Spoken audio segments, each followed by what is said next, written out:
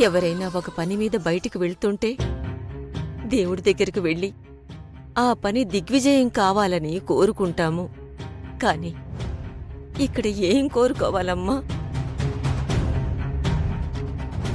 మనవడు మనవరాలు యమజ కాళ్ల దగ్గర బానిసలుగా పనిచేయడానికి వెళ్తున్నారు. చేస్తున్న పనిలో విజయం సాధించాలని కోరుకోవాలా?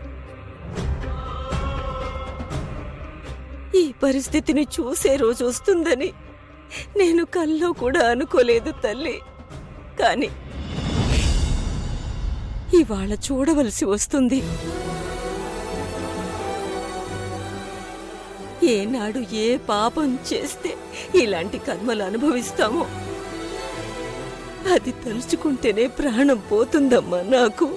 అమ్మమ్మ, కాకమ్మ, గుండెల్లో బాధని గా కన్నీళ్ళని దయచేసి బయటికి రానీకుండ్రి.